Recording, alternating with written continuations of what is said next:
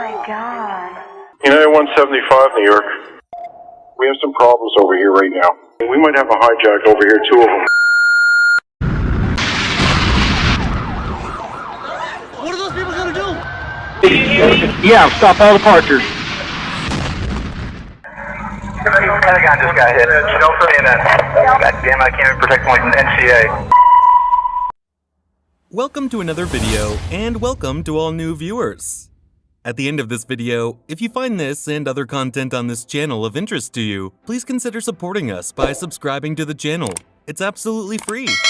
Don't forget to give the video a like and share it on social media. Now, let's get into the video. Operation Yellow Ribbon. September 11th, 2001 was a day of extreme terror that gripped the United States, leaving thousands dead and many to suffer.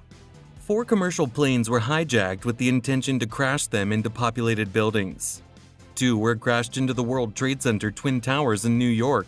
The third was crashed at the Pentagon, and the fourth crashed in an empty field in western Pennsylvania, after passengers fought back after learning about the first 3 crashes. This was an unprecedented attack on American soil that will remain etched in the minds of every American. The event was broadcast across the world in many different languages. The preceding days, months, and years saw many opinionated posts, documentaries, and extensive news coverage of the event. But little to no coverage has been given to the role that Canada played during the 9/11 attacks, and in particular, a small Canadian town called Gander. You may never have heard of Gander, a town in Newfoundland and Labrador. Gander hosts only 11,800 people. However, it was once known as the crossroads of the world. Why? Because after the Second World War, transatlantic flight became the hobby of the day for the rich and famous. The problem was, jets in those days couldn't carry enough fuel to cross the Atlantic. That meant they had to refuel mid-trip, and the most logical place to do so was far to the northeast. That's how Gander Airport came to be.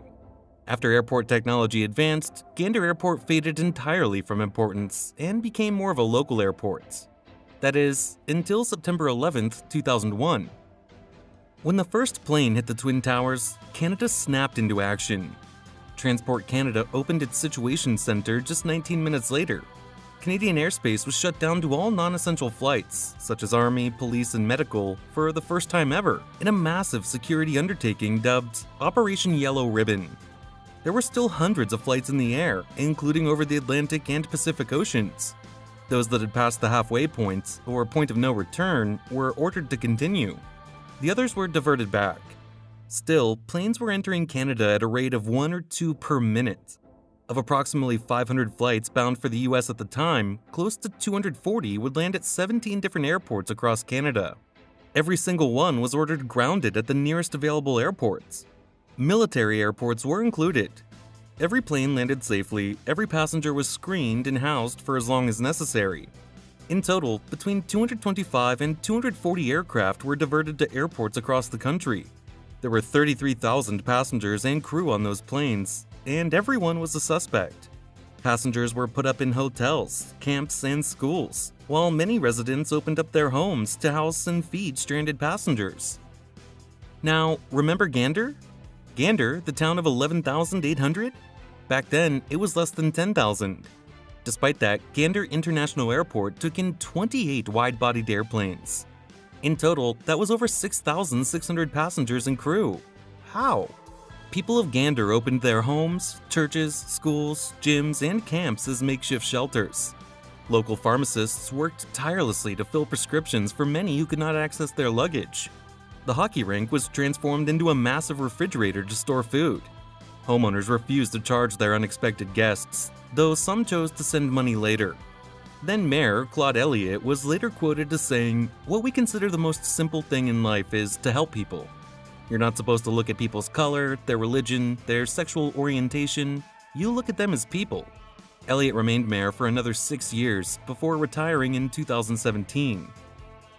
An often mentioned stereotype is that Canadians are very polite, kind, helpful, and humble. That is, just that, a stereotype.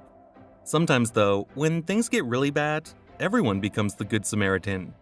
Although Canada was not the only country to assist the US during 9/11, this time though, Canadians did live up to their image by helping to take some load off their neighbor and brother's shoulders on that dreadful day. And for this, Canada remains justifiably proud today.